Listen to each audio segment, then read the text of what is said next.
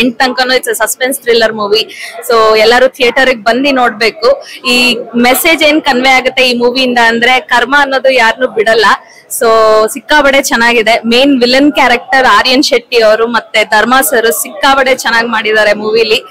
ತುಂಬಾ ಚೆನ್ನಾಗಿದೆ. Starting end ವರ್ಗು ಕ್ಯೂರಿಯಾಸಿಟಿ ಮತ್ತೆ ಎಂಡ್ ಅಲ್ಲಿ ಅದಕ್ಕೆ ಒಂದು ಅರ್ಥ ಇದೆ ಮೂವಿಯಲ್ಲಿ. ಸೊ ಖುಷಿ ಆಯ್ತು ನೋಡಿ.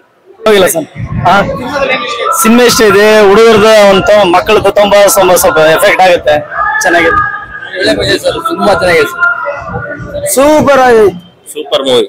Super movie sir. ಚೆನ್ನಾಗಿದೆ ಸರ್. ಸಿನಿಮಾದಲ್ಲಿ ಅವ್ರ ಕ್ರೈಮ್ ಸ್ಟೋರಿ ಬರೆದಿದ್ದಾರೆ, ತುಂಬಾ ಚೆನ್ನಾಗಿದೆ ಸರ್. ಅದು ಹಾರರ್ ಮೂವಿ ಚೆನ್ನಾಗಿದೆ. ಒಂದು ಅರ್ಥಪೂರ್ಣಕವಾದ ಮೂವಿ ಇದೆ. ಧರ್ಮಣ್ಣ ಅವ್ರು ಒಳ್ಳೆ ಚೆನ್ನಾಗಿ ಆಕ್ಟಿಂಗ್ ಮಾಡಿದ್ದಾರೆ. ಕರ್ಮ ಇಸ್ ಬೂಮರಂಗ್ ಅಂತಾರೆ, ಎಲ್ಲೂ ಹೋಗಿ ನೋಡಬೇಕಾಗಿಲ್ಲ. ಅವ್ರವ್ರು ಮಾಡಿದ್ನಲ್ಲೇ ಫಲ ತಗೊಂತಾರೆ. ಅದಕ್ಕೆ ಒಂದು ಸ್ಯಾಂಪಲ್ ಈ ಮೂವಿ.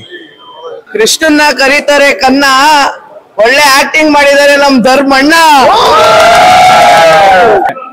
ಸೊ ಈ ತರ ನಾನು ಯಾವತ್ತೂ ನೋಡಿಲ್ಲ. ಈ ತರ ಒಳ್ಳೆ ಎಕ್ಸ್ಪೆರಿಮೆಂಟ್ ಮಾಡಿದ್ದಾರೆ.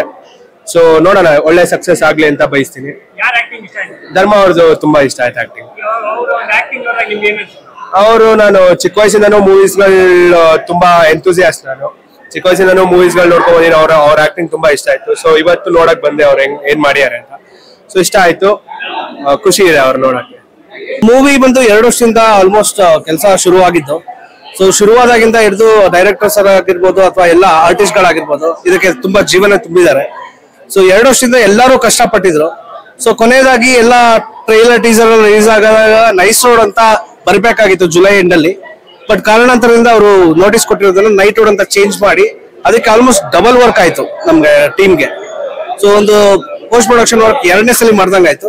2 ಮೂವಿ ವರ್ಕ್ ಆಗಿದೆ ಈ ಮೂವಿಗೆ ಆಲ್ಮೋಸ್ಟ್. ನಾನು ಕೂಡ ಒಂದು ಕ್ಯಾರೆಕ್ಟರ್ ಮಾಡಿದೀನಿ. ಚೆನ್ನಾಗಿ ಅನಿಸ್ತು, ಖುಷಿ ಆಯ್ತು. ಒಟ್ನಲ್ಲಿ ಎಲ್ಲರಲ್ಲೂ ಒಂದು ನಮ್ಮ ಕನ್ನಡ ಜನತೆಯಲ್ಲಿ ಒಂದು ಕಳಕಳಿಯ ಮನವಿ.